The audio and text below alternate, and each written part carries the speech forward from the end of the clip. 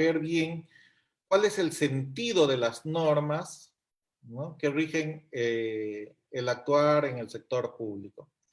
Para ello vamos a hacer un breve recuento en un primer momento, como bien dice ahí, del Estado, qué es y para qué surge, ¿no? ¿Para qué surge? ¿Cuál es su finalidad? El objetivo, ¿no?, del Estado. En el caso del Estado peruano, ¿qué tipo de Estado estamos? ¿Somos un Estado de bienestar, como se dice, se sostiene, como es un poco la teoría a nivel mundial de que el Estado tiene que ser un Estado de bienestar, ¿no? Vamos a ver qué dice la normativa nacional, internacional y nuestra realidad, que y hoy día lo hemos visto todos o lo hemos oído, es una realidad muy compleja. Y dentro de todo eso vamos a ver algunos aspectos que seguramente ustedes han escuchado y les interesa, y es bueno aclarar esos conceptos, ¿no? De políticas públicas, gerencialismo, valor público, enfoque de derechos humanos. Más adelante también vamos a ver políticas públicas, ¿no? Ahí está, perdón, políticas públicas, problemas. Entonces, son conceptos esenciales que es importante tener en claro porque a veces hay muchas escuelas, muchas corrientes, muchos enfoques, ¿no? Y nos desviamos del concepto, no nos queda claro. Y esto es importante porque sabiendo bien cuál es el origen del Estado, cuál es su finalidad, qué son las políticas públicas, el problema público, qué es el valor público, podemos hacer una correcta interpretación que nos lleve a la acción. Porque nosotros, las personas, primero pensamos las cosas, ¿no?, antes de actuar. Y así debemos de ser. Primero pensarlas, evaluarlas y decidir para accionarlas. Entonces, vamos a empezar la primera parte, que es con respecto al Estado.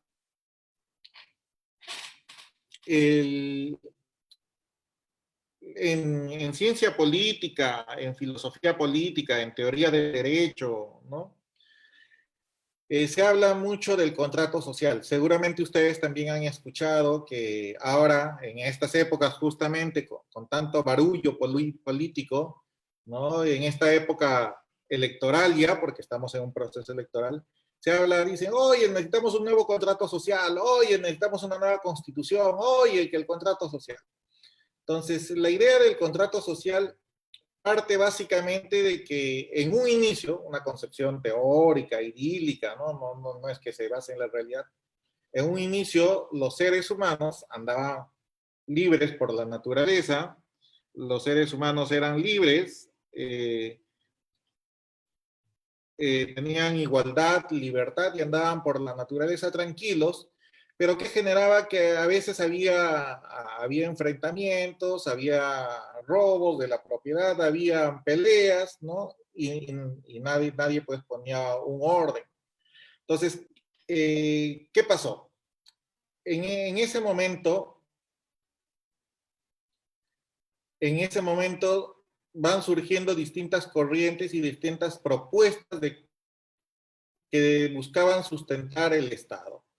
Por ejemplo, Thomas Hobbes, ¿no?, que ahí lo vemos, decía que en un inicio los hombres pues eran libres, eran libres, eran iguales, y como todos eran libres iguales, todos a veces ambicionaban un mismo terreno, un mismo árbol, una misma mujer, la misma propiedad, y como todos eran libres iguales, ganaba siempre el que era el más fuerte, ¿no? Entonces el contrato social que decía que los hombres debían de sacrificar un poco su libertad, ¿no?, y crear un ente que él llamaba al Estado el Leviatán, ¿no? Entonces el Leviatán era el que debía de imponer la autoridad. El Estado, el Leviatán, debía de imponer la autoridad, debía poner el orden, debía de hacer que la gente le tema, ¿no?, para que se porte bien, para que ya no estén peleándose. Entonces el dominio de la violencia, la exclusividad de la violencia, debía tener del Estado el Leviatán, ¿no? Entonces, esta corriente es importante, no es la corriente de en boga, definitivamente, pero sí tiene muchos defensores, ¿no? Cuando hay crisis política, o cuando hay mucha inseguridad, o cuando hay distintos elementos o conflictos en la sociedad, ¿no? A veces la gente reclama, oye, que debería de haber un golpe, que los militares pongan No, que debería de haber un gobierno fuerte que fusile a todos los corruptos. No, que a los fulanos y a los sultanos deberían de ejecutarlos, ¿no? Entonces, de algún modo, esta noción de contrato social, ¿no? Se esconde en los postulados de Hobbes. Locke, bueno, el Leviatán es de 1651, el libro, ¿no? Luego viene Thomas Hobbes, perdón, John Locke, y él habla también de que los hombres igualmente, ¿no? Son libres, son iguales, pero él tiene una noción más cristiana de la situación. Y entonces dice que los hombres, todos son hijos de Dios, no hay nadie a quien matar, hay que respetar la vida de todos, ¿no? Y el Estado básicamente debe de garantizar, ¿no? Esa libertad, esa justicia, esa propiedad, la vida de las personas. El Estado, el pacto social, el contrato social, la Constitución, ¿no? En general, debía de garantizar eso, la libertad, la vida, la propiedad, ¿no? Y luego viene Rousseau con la Revolución Francesa, Rousseau que escribe un libro que justamente llama El contrato social, un poco comentando y refutando lo que decía Hobbes y Locke.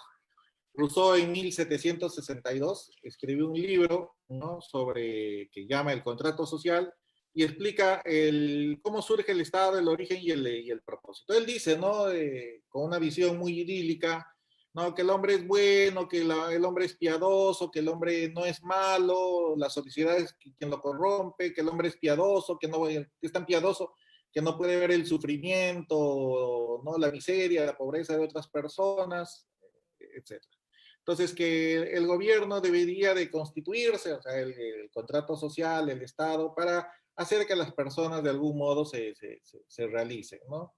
Son libres y deben de respetarse la voluntad general. Entonces, estas tres grandes corrientes contractualistas, se les llama, tratan de explicar, ¿no? El Estado.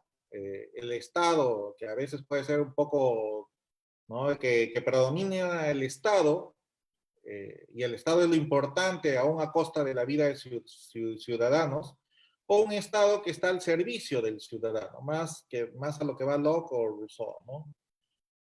Eh, Ciertamente, ahí en la gráfica tenemos un cuadro, la libertad conduciendo, ¿no? A la población a la toma de la Bastilla, porque Rousseau es un ideólogo de la Revolución Francesa. Y básicamente los postulados de Rousseau y algo de Locke son los criterios que se han tomado, ¿no? En la filosofía política, en la ciencia política actual, para explicar el nacimiento, el surgimiento del Estado. En esta lámina vemos, ¿no? Después del descubrimiento de América y la llegada de los españoles, cómo se fue constituyendo, ¿no? Lo que era el virreinato del Perú en un primer momento, en el extremo izquierdo, abarcaba medio continente, ¿no?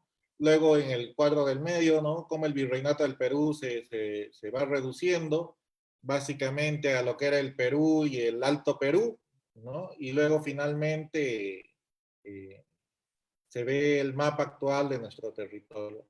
Independientemente del tiempo que ha pasado, ¿no? Vemos que todas estas formas de organización estatal, ¿no? Sea como república ahora o antes como reinado y virreinato específicamente, se requiere de una organización, de una estructura, ¿no? De un aparato, de una estructura y de gente que gobierne y que haga que funcione todo esto, ¿no?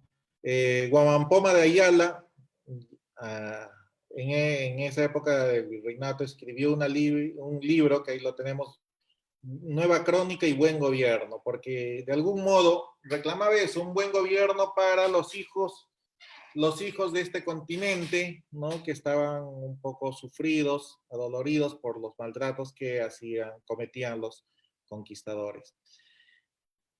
Mucho más recientemente, ahí tienen un texto de Enrique Cabrera Mendoza, ¿no? Que decía que es un buen gobierno.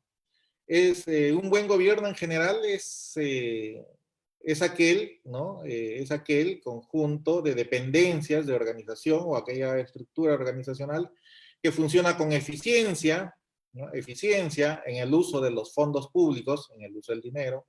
Eficacia, ¿no? O sea, el logro de objetivos, ¿no? Cuando el logro de objetivos de los objetivos que se fijan los agentes, las personas y las instituciones, y con legitimidad. Es decir, que las instituciones, ¿no?, tengan el respaldo, ¿no?, al momento de ejercer sus funciones o a prestar sus servicios. La legitimidad es la que la da la población, ¿no? Entonces, a lo largo de los años, este concepto de buen gobierno, que es reciente, como decía, de Enrique Cabrero, puede ser también transpolable incluso hasta la época de Huamampoma de Ayala, que en su libro, ¿no?, exigía nueva crónica y buen gobierno. Y este concepto lo vamos a tener como un marco introductorio para lo que viene después. En general, tenemos ahí el Estado y la sociedad. Por un lado está la sociedad, ¿no?, de lo que veíamos en las primeras láminas, ¿no?, la gente que tiene problemas, demandas, necesidades, conflictos, el estado de naturaleza, ¿no?, que necesita organizarse, que necesita regular, necesita que alguien les imparta justicia, que les brinde seguridad, ¿no? Y por otro lado está el Estado, que se organiza para brindar soluciones, para ofrecer bienes y servicios públicos, para administración de justicia, para satisfacer necesidades de salud, de vivienda, de educación, etcétera, ¿no? Ese espacio donde el Estado y la sociedad se encuentran es el espacio público, ¿no? Donde tanto la sociedad reclama como el Estado ofrece, ¿no? Y ahí se conversan qué es lo mejor, lo conveniente, lo necesario. Y ese es el ideal, ¿no? Ese es el ideal de que la sociedad pueda dialogar con el Estado y que el Estado pueda escuchar las necesidades de la sociedad.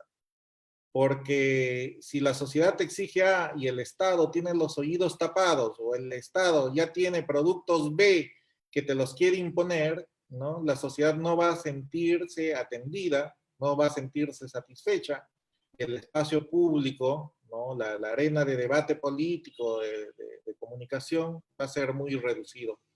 Y eso es, creo, lo que sucede mucho en nuestro país, ¿no? La gente ya se cansó de pedir, de buscar, de conversar, de ir a mesas de diálogo, ahora son mesas de reclamaciones, ¿no? Mesas de negociación, básicamente, de imposición. Como veíamos, hemos pasado veíamos que el Estado busca responder y satisfacer, ¿no?, las diversas necesidades, ¿no? Y antiguamente el Estado era un Estado gendarme, básicamente. Los gobernantes, ¿no?, se preocupaban básicamente en brindar seguridad, en cuidarse ellos y en cuidar las fronteras. O sea, los gobernantes se preocupaban de las guerras, ¿no?, de conquistar más territorios o que no le quiten territorios, ¿no? Eso en el lado externo, y en el lado interno de su propia seguridad. Se decía que era un Estado gendarme, ¿no? El nombre de la impartición de justicia básicamente era la ley, pero era la ley del gobernante. No se preocupaba de que la ley sea justa, sino que la justicia era básicamente un cumplimiento de ciertas formalidades y podía ser muchas veces injusta, violenta, despiadada, pero era la ley y había que cumplirse. En el año 68, un gobierno militar toma el poder, no voy a emitir opinión, pero sin embargo, podemos decir que es a partir de ese contexto en que el Estado peruano empieza a asumir diversas funciones, bienes y servicios sociales, ¿no? Empieza a ampliarse los servicios educativos a sectores que antes no estaban favorecidos, ¿no? Costa, Sierra, Selva, se dan distintos procesos de reforma social, reforma económica, la reforma agraria, ¿no? Se empiezan también a construir, a extender diversos servicios como salud, educación, ¿no?, vivienda, en fin. Entonces, y esto era parte pues de la ola mundial que se venía viviendo, ¿no?, desde mucho antes. Ya el estado de bienestar nace más o menos en 1800, en la etapa en la etapa de la industrialización, ¿no? Donde se empiezan a dar pensiones, jubilación, servicios de salud a los obreros, a los trabajadores. Esto se acrecenta en la Primera y la Segunda Guerra Mundial, ¿no? Porque volvían los soldados, todos lisiados, ¿no? Y el Estado les daba una pensión por haber combatido y haber ganado o haber perdido, ¿no? Su salud en la guerra. Se continúa afianzando este tema social, ¿no? Lo que se llama el constitucionalismo social. Decíamos que se continúa consolidando esta preocupación por lo social con el constitucionalismo social y las nuevas corrientes políticas, ¿no? La Revolución Rusa en 1917, ¿no? El constitucionalismo, la Revolución Mexicana también a inicios del siglo, ¿no? La Segunda Guerra Mundial, en 1948, después de la Segunda Guerra Mundial, se forma la ONU, la Organización de Naciones Unidas, se firman los primeros tratados y convenios de derechos humanos, ¿no? Y todo esto, pues, se busca asegurar que las personas, todas las personas, sin discriminación alguna, raza, sexo, opción sexual, color de piel, creencias religiosas, etcétera, tengan los mismos derechos y también los mismos deberes, ¿no? Ahí lo tenemos, ¿no?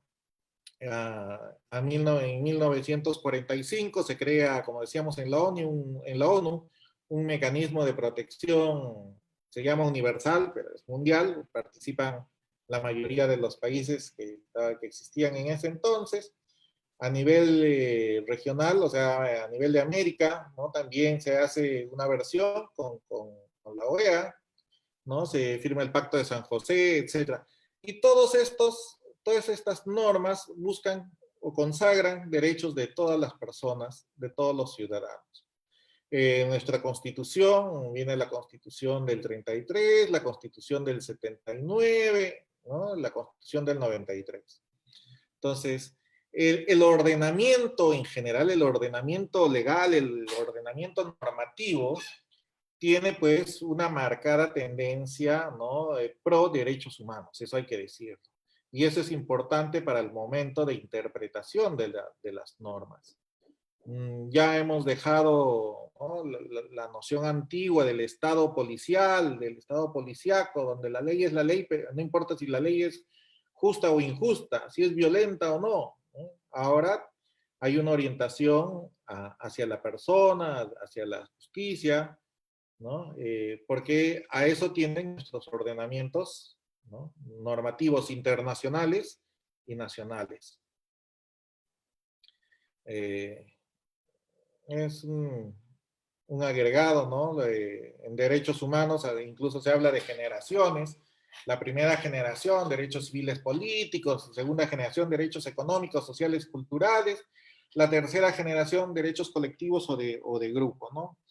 Lo importante es que hay que entender que los derechos humanos son condiciones instrumentales que permiten que la persona se realice. Condiciones instrumentales. ¿Qué son condiciones instrumentales que permiten que la persona se realice? Las condiciones e instrumentos son todo, o sea, son todos los instrumentos, ¿no? Que permiten la realización justamente de la persona, como pueden ser las facultades, las instituciones, las libertades, las reivindicaciones sociales, los bienes tangibles, intangibles, ¿no? Como la educación, la salud, las vacunas, etcétera. Todo aquello que permite que la persona se realice como persona, ¿no? Y desarrolle el máximo de su potencial. Entonces, todo esto es tan importante, y en verdad es importante porque el tema de los derechos humanos ha dejado de ser simplemente un floro, ¿no? Algo bonito, algo discursivo, pero que no se concreta, ¿no? Porque siempre ha sido una crítica esa a los derechos humanos. Oye, sí, qué bonito, pero ¿de qué sirve? ¿Cómo se come? ¿Cómo eso lo convierto en alguna mejora para mi población, para mi comunidad, para mi persona? Entonces, las últimas corrientes de los derechos humanos, ¿no? Nos han venido hablando del proceso de desarrollo humano, ¿no? Y hay distintos mecanismos y procedimientos, distintos enfoques que buscan llevar a la práctica todos esos derechos, ¿no? Que han sido consagrados en diversos instrumentos. Convertirlo en herramientas de gestión, ¿no? El proceso de desarrollo humano, el enfoque, ¿no? El enfoque basado en derechos, ¿no? Por ejemplo, tiende a eso. Lo vamos a ver justamente más adelante, ¿no? Por ejemplo, vemos que un tema importante, ¿no? La población, la pobreza en el Perú. En el año 2004, ¿no? El 58.7% de la población peruana estaba en condición de pobreza, en el año 2004. En el año 2007 había bajado la pobreza al 42%, 42.4%. En el año 2017 la pobreza había bajado al 20.7%, casi 38 puntos con respecto al 2004, ¿no? Los objetivos al 2021, al próximo año, era que la pobreza se reduzca más, al 10%. Claro, nadie anticipó el tema de la pandemia, ¿no? Ni la pandemia política o la crisis política que vivimos, ¿no? Que va a afectar definitivamente la situación económica y las metas, los objetivos, ¿no? Que se han venido trazando. Debajo del cuadro negro, ¿no? Acá, tenemos dos personas en rojo, ¿no? Y en el medio una brecha, porque una de ellas debe ser, consideramos que es la meta, el ideal, y otra es la situación donde nos encontramos. Entonces, igual que en el gráfico de la derecha, ¿no? La niña está donde estamos y nuestra meta, nuestro objetivo es llegar arriba a la copa, ¿no? Al máximo de salud, de educación, de justicia, con que toda la población tenga luz, agua, desagüe, seguridad, carreteras buenas, vivienda, etc., ¿no? Entonces, la diferencia que hay entre las personas de rojo es una brecha, o la escalera que la niña tiene que subir para alcanzar es una brecha, ¿no? Es la distancia que existe entre lo que estamos, lo que somos y lo que aspiramos a ser. Hemos ido acortando en respecto a la pobreza, ¿no? Del 58% al 20% en el 2017, ahora indudablemente la pobreza crecerá, pero eso nos demuestra que, oye, el Estado sirve para algo, puede servir para mucho más, si todos nosotros le ponemos punche, le ponemos esfuerzo. Y es que digo todos nosotros, porque en verdad tenemos que ser todos nosotros, desde la función que ocupemos, ¿no? La situación actual para manejar el gobierno, se imaginan, en el fondo, ¿no? El lado derecho está el organigrama del Estado, ¿no? Que es complejo, claro, están los tres poderes del Estado, el ejecutivo, legislativo, judicial, hay organismos constitucionales autónomos, tenemos 24 departamentos, 25 gobiernos regionales, hay casi 200 municipios provinciales, hay casi 2.000 municipios distritales, hay más de 2.000 organizaciones públicas donde se trabaja, ¿no? La pobreza, evidentemente en los últimos meses debe haber crecido, ¿no? Y si esto no, coordinar el trabajo de todos es complejo, hay que además ver la complejidad, porque estamos en un año electoral, ¿no? Entonces vamos a ver, hay 24 partidos inscritos en el registro de organizaciones políticas del Jurado Nacional de Elecciones, van a tener 24 planes de gobierno distintos, a menos de que se junten 2, 3 partidos y tengan algo interesante. Si llegan al gobierno van a tener distintos resultados, resultados planificados, resultados no planificados, ¿no? Entonces tenemos un sistema político que va a ser depurado por un sistema electoral que se convertirá o dirá quién va a ser nuestro próximo gobierno, un sistema de gobierno. Y todo esto es muy complejo en general. ¿Cómo hacemos para que 30 millones de peruanos, ¿no? Nos pongamos de acuerdo? ¿Cómo hacemos para que el Estado ¿no? Al que por contrato social hemos dicho, oye, tú Estado, estás aquí para de algún modo darnos seguridad, justicia, educación, salud, ¿no? Funcione bien y nos permita, nos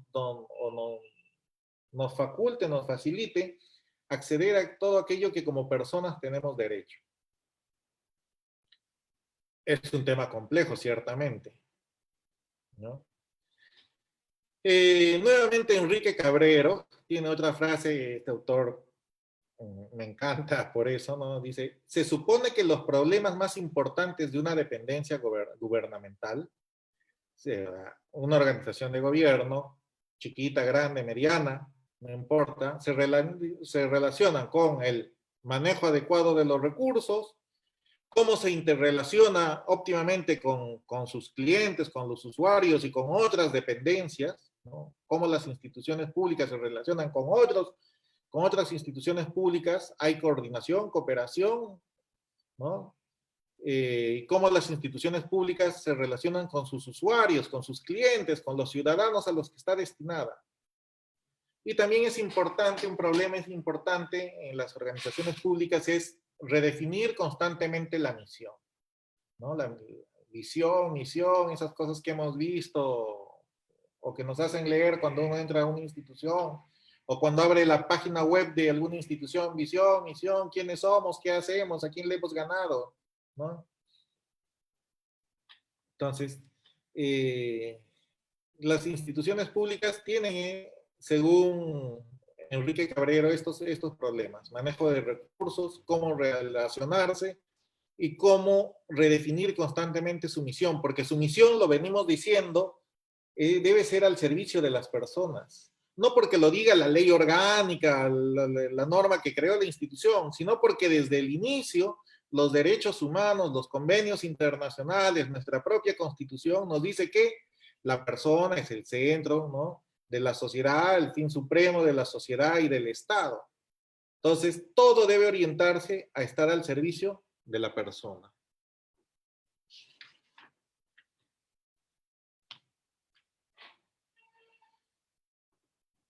Cuando nosotros nos imaginamos, ¿no?, al Estado, ya lo hemos visto grande y complejo, oye, ¿cómo hacemos que esto funcione?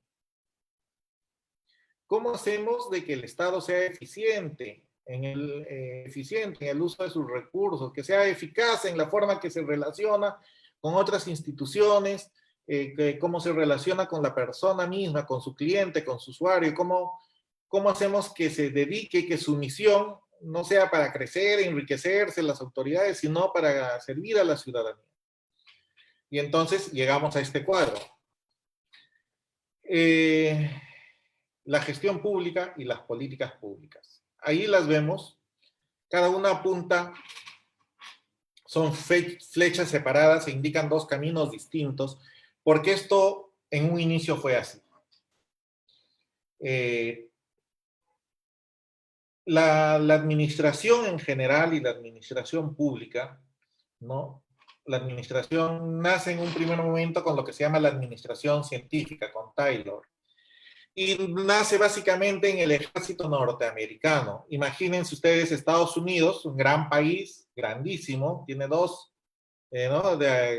Por un lado tiende al Océano Pacífico, para el otro al Atlántico, ¿no? Tiene dos costas enormes, ¿no? Entonces, cuando Estados Unidos en sus inicios, siglo pasado, hace 2 siglos, ¿no?, empieza la conquista del oeste, y el ejército va conquistando, va peleándose con los indios, los Sioux, navajos, apaches, en fin.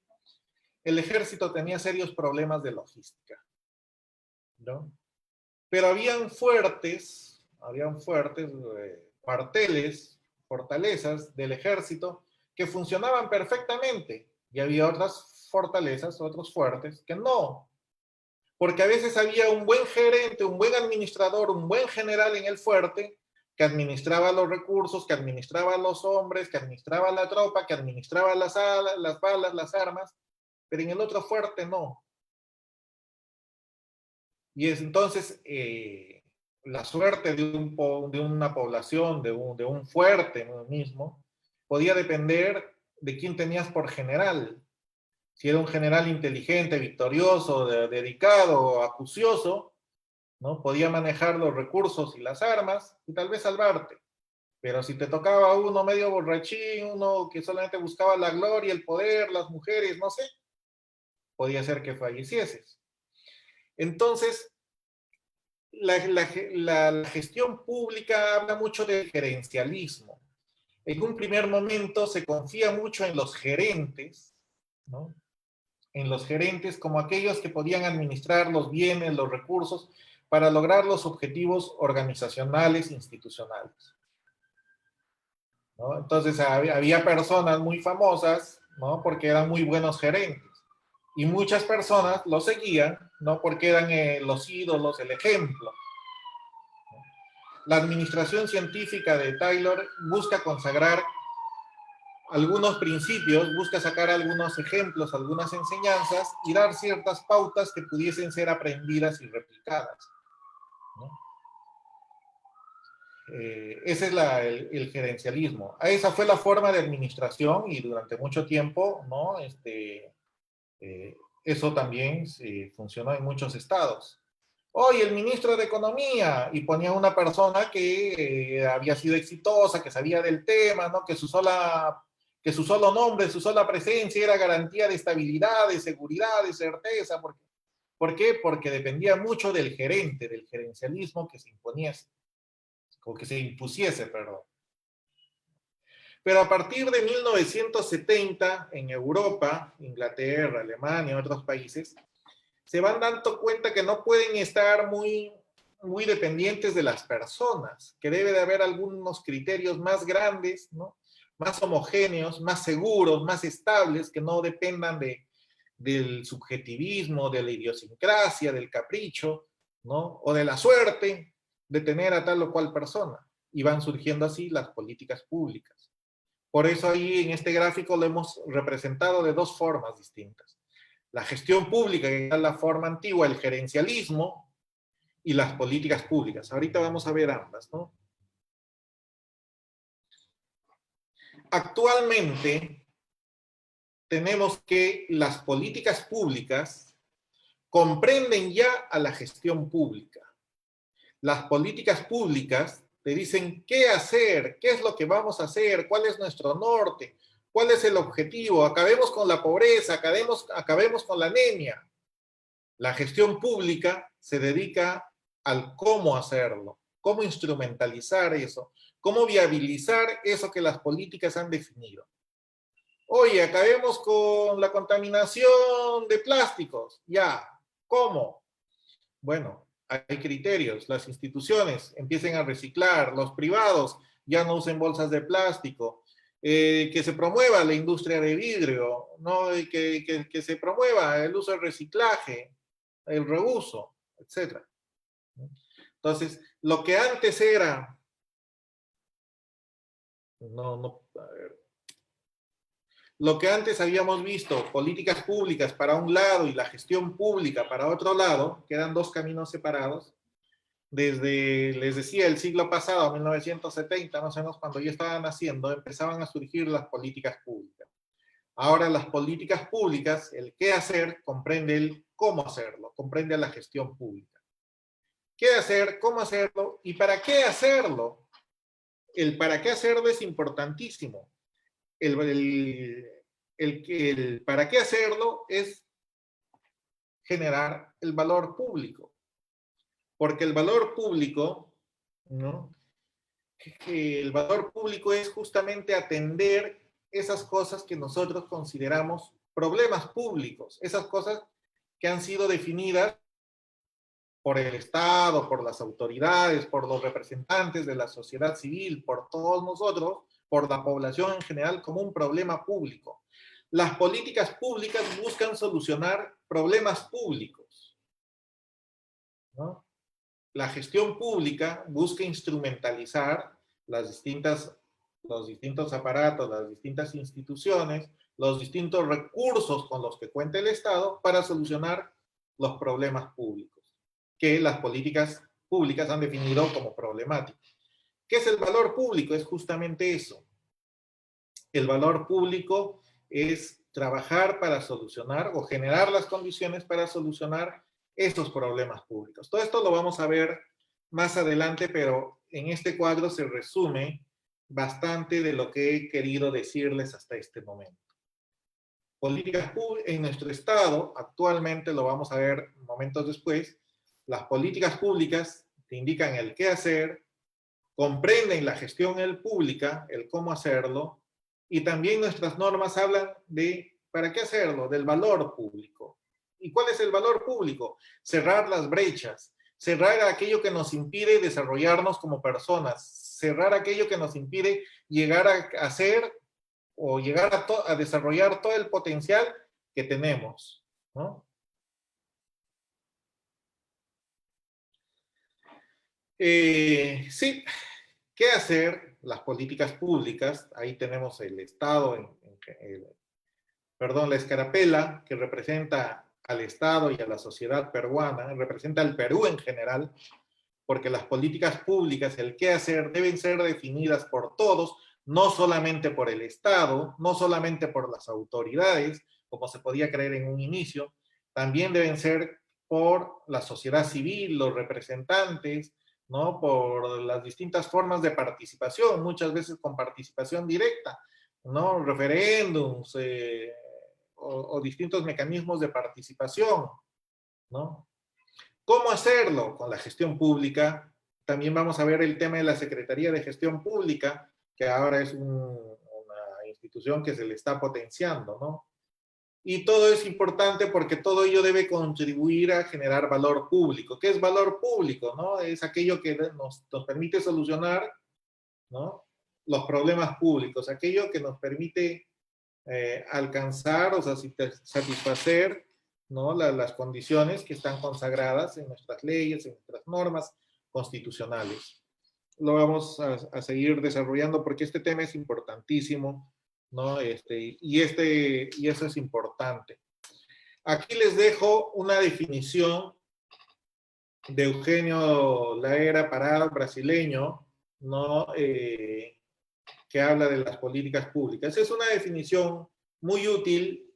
Ahora hay otras definiciones también muy importantes, pero cuando estaba yo en la universidad, en esos años estudiando, este era el autor en su momento y sigue siendo el autor, ¿no? Entonces es una definición importante. Cursos de acción y flujos de información, o sea, no solamente hay que actuar, sino también estar bien informados, relacionados con un objetivo público, ¿no? Definido en forma democrática.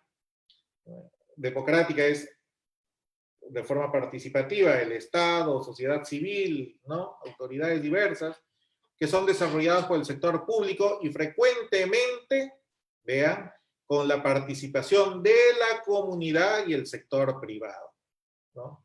A eso podemos entender las políticas públicas. ¿Qué hacer? Subirats es un autor español de Barcelona, la Universidad de Barcelona creo que es, o de Cataluña, ahí sí, ya no lo recuerdo, pero que tiene una muy buena definición de política pública que en verdad ha estado muy de moda y es una definición muy utilizada, ¿no? Vean que dice una serie de decisiones o de acciones intencionalmente coherentes tomadas por diferentes actores públicos y a veces no públicos, ¿no? Cuyos recursos, nexos, intereses varían, porque todos los actores son distintos, a fin de resolver de manera puntual un problema políticamente definido como colectivo. Problema políticamente definido como colectivo. ¿Quiénes lo definen políticamente? No solamente las autoridades del Estado, sino también la sociedad civil, sino también los representantes, la población toda, ¿no? Este conjunto de acciones y decisiones da lugar a actos formales, ¿no? Con un grado de obligatoriedad variable, tienden a modificar la conducta de ciertos grupos sociales, que son los que originan estos problemas, en interés de grupos sociales, ¿no? Que padecen los efectos negativos. Entonces, esta definición de Subirats, como les digo, es una de las más usadas en ciencia política, en las ciencias sociales, ¿no? En todos aquellos que llevan estudios de gestión pública, de políticas públicas, y por eso la tomo y por eso la he desagregado aquí también. Es la misma definición de SUIRATS, ¿no? Decisiones intencionalmente coherentes, formales, obligatorias o variables, que son tomadas por actores públicos no públicos, que combinan recursos, intereses, nexos, para solucionar, lo importante acá es problemas colectivos, políticamente definimos como problemas, ¿no? Que buscan modificar ciertas conductas de aquellos grupos que son los que originan el problema en beneficio de otros grupos de personas que son los que padecen el problema. Ahí les vamos a mandar el material para que lo tengan, porque es importante tener bien en claro el concepto de política pública. La política pública, dice también SUIRATS, ¿no? Incorpora decisiones en todas y cada una de las etapas de la actividad pública, ¿no? Normas generales, abstractas, en los actos pequeños, concretos, ahí lo tienen para que lo puedan revisar y analizar. Y en general, aquí quería comentar este tema.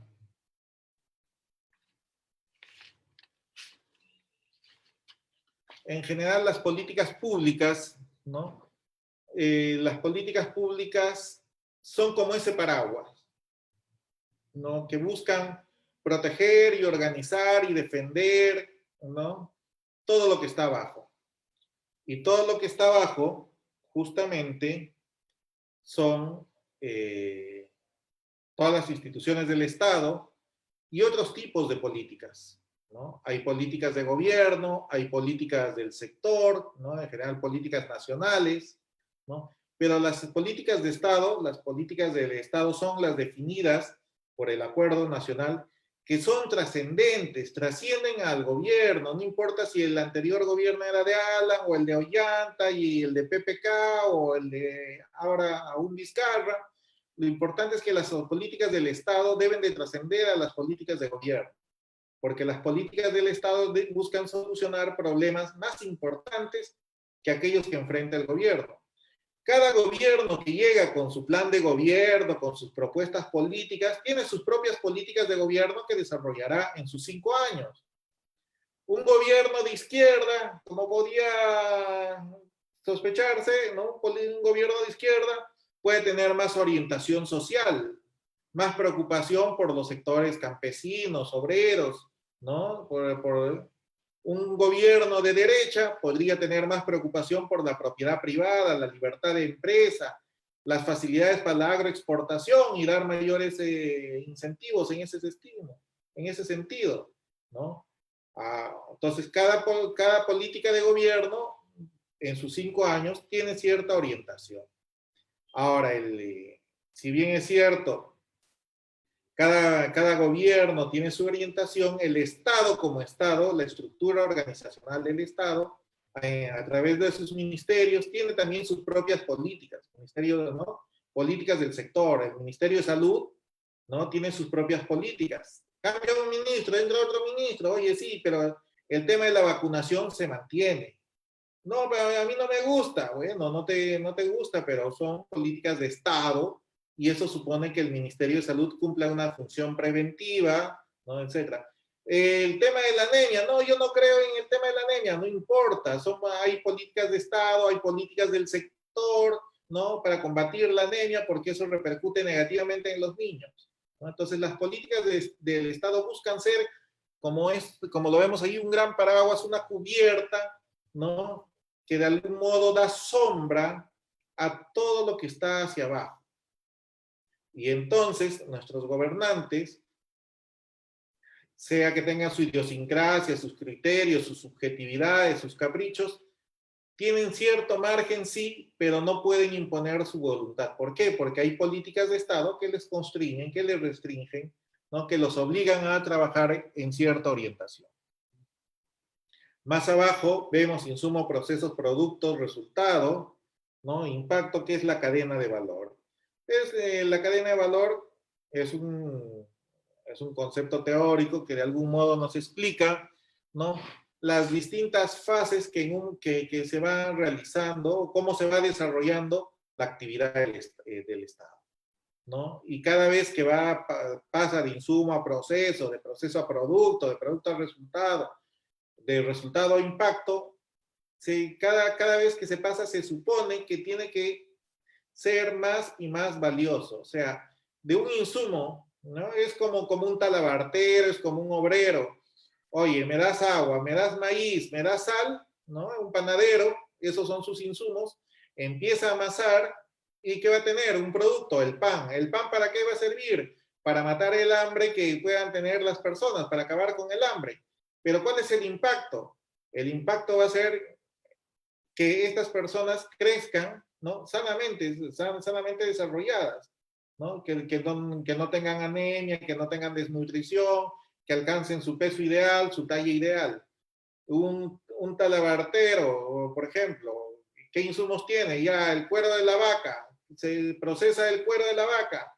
¿Qué va a generar? Productos, una cartera, una billetera, ¿qué va a producir? Que eso se venda, ¿no? El talabartero va a tener dinero que va a resultar, que va a poder educar, va a poder alimentar a sus hijos, ¿no? Darles educación, bienestar. ¿Cuál va a ser el impacto? Familias sanas, familias felices, ¿no? Gente alejada de las calles, de la delincuencia. Entonces, la cadena de valor es por eso importante. Y se llama cadena de valor porque en cada etapa va sumando justamente eso, valor, dándole una cualidad más valiosa, ¿no? Acá tenemos un tema de la cadena de valor nuevamente, que ya lo expliqué antes. Y habíamos venido hablando de la definición de políticas públicas de Eugenio Lareda, ¿no? Y de Subirats. Pero ahora les digo, y acá les dejo esta definición de políticas públicas según la Comisión Interamericana de Derechos Humanos. Esto es importante porque habla de las políticas públicas con un enfoque de derechos humanos, ¿no? Justamente, oye, las políticas públicas, cuando ustedes lean, y a mí me ha tocado verificar, ¿no? Por cuestiones de trabajo y de estudio, he tenido que viajar y hablar de temas de políticas públicas. Y claro, los argentinos tienen algunos autores, los panameños otros autores, ¿no? Los españoles otros autores, nosotros tenemos nuestros autores, etcétera, y cada uno tiene sus criterios, etcétera. Y cada uno también tiene corrientes y enfoques de qué son las políticas públicas y cómo deben de hacerse las políticas públicas. Pero lo importante es que la Comisión Interamericana de Derechos Humanos ha analizado todas las distintas sentencias, los informes y pronunciamientos de la Comisión Interamericana y ha sacado ciertos lineamientos básicos de qué debe entenderse como una política pública, qué no, qué debe de hacerse y qué no, ¿no? Entonces, acá está una definición de política pública, conjunto de decisiones y acciones que el Estado diseña, implementa, monitorea y evalúa. El Estado es responsable, pero miren abajo, el Estado las diseña a partir de un proceso permanente de inclusión, deliberación y participación social efectiva. O sea, el Estado es responsable de diseñarla, implementarla, monitorear y evaluar, pero el Estado es responsable, pero lo hace con la deliberación y participación social, ¿no? Tiene la responsabilidad, pero con la población. El Estado los diseña bajo los principios de no igualdad, no discriminación, universalidad, acceso a la justicia, rendición de cuentas, transparencia, transversalidad, intersectorialidad. El objetivo es proteger, promover, respetar y garantizar los derechos humanos, ¿no? Y lo que le decía, hay un enfoque del proceso de desarrollo humano, y todo eso está explicado en este libro, Políticas con enfoque de derechos humanos. Ustedes, yo personalmente les recomendaría, ahí les estoy adjuntando el link para que lo puedan ustedes descargar. No lo van a comprar, si se puede descargar. Vale la pena imprimirlo y leer. Y entonces este libro es interesante porque nos da muchísimas ideas. ¿Qué han hecho en la Comisión Interamericana? Han visto, como les decía, las distintas sentencias e informes, ¿no? Que hace la Comisión y la Corte, ¿no? Y han visto, por ejemplo, en el tema de derechos humanos de las mujeres, ya en el caso de la violencia contra las mujeres, han analizado los distintos pronunciamientos, han hecho un pequeño resumen de casi una hoja y han dado la recomendación, y ha sido la recomendación de la Corte o de la Comisión en su caso, ¿no? Sobre ese problema de ese Estado, ¿no? Sobre el tema de la violencia contra las mujeres. Y cómo este Estado lo ha implementado. Y si esta implementación ha sido exitosa o no ha sido exitosa. Cada uno de estos casos, son como 200, si no recuerdo mal, cada uno de estos casos ocupa entre página y media, máximo 2 páginas, ¿no? Entonces, rápidamente uno puede tener idea de cuáles son los problemas, qué es lo que dice la comisión y cuáles han sido las alternativas de solución en otros países y si han sido exitosas o no. Entonces, es un tema informativo que nos puede orientar muchísimo para saber hacia dónde tiende, ¿no?, la administración pública en general, las políticas públicas, y creo que es un libro en verdad realmente valioso, es reciente.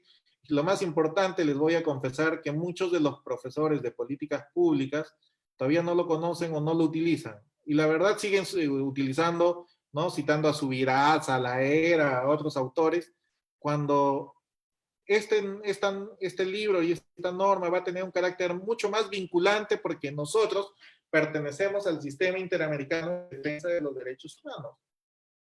Y de cierto modo hay cierta obligatoriedad, y cuando evalúen nuestras políticas públicas, nos van a evaluar con los criterios que se establecen y se recomiendan en este libro. Entonces, si ya estudiaste tu maestría de gestión pública o estás estudiando este libro, ¿no?, va a ser de mucha ayuda, te va a esclarecer, te va a aclarar muchas cosas. Personalmente se lo recomiendo. Hasta ahí el Publicherry.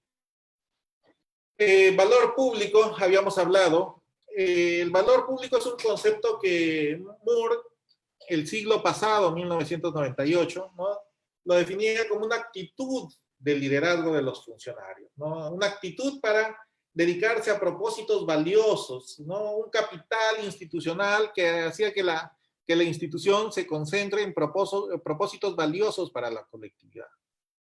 El concepto de valor público ha ido variando, creciendo, perfeccionándose. Si no me acuerdo mal, esto está en uno de los documentos del CEPLAN, ya de hace un par de añitos, ¿no? Valor público dice: situación en que los ciudadanos perciben 2 beneficios.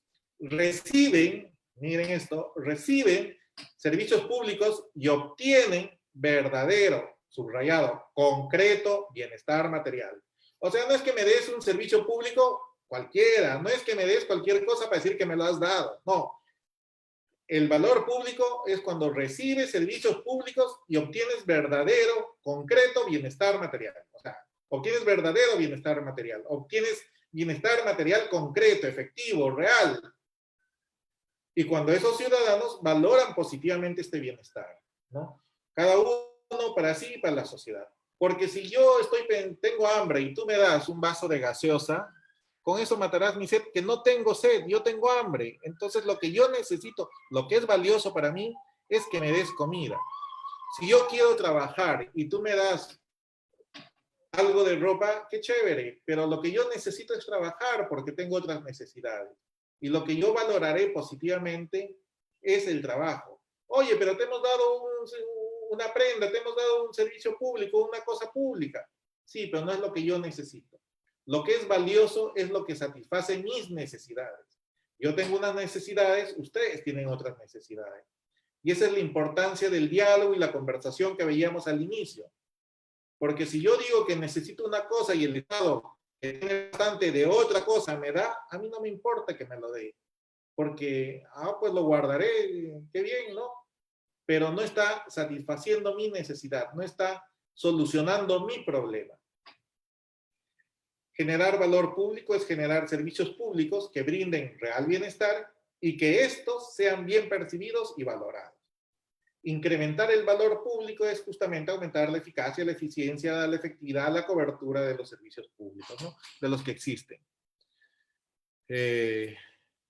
Acá también, en base a eso, hemos desagregado la definición, la hemos tratado de hacer más gráfica para que ustedes la puedan recordar. ¿no? Visualizar y recordar. El valor público son respuestas de calidad a un problema concreto, ¿no? Es un problema porque afecta el bienestar o la actividad de los ciudadanos. Un problema concreto, ¿cómo? Mediante la provisión, dándoles bienes, prestándoles servicios, o el Estado teniendo diversas intervenciones, ¿no? Dando normas, regulando procedimientos, estableciendo prohibiciones como no salir después de las 11 de la noche o los fines de semana, ¿no? La cuarentena, etc. Problema concreto, en los problemas concretos que afectan al bienestar o de los ciudadanos, se busca pues siempre garantizar los derechos de las personas, ¿no? Satisfacer sus demandas, mantener su seguridad, darles servicios de calidad, eficientes, ¿no? En equidad, seas hombre, mujer, no importa tu color, tu opción sexual, tu criterio religioso, etcétera, ¿no?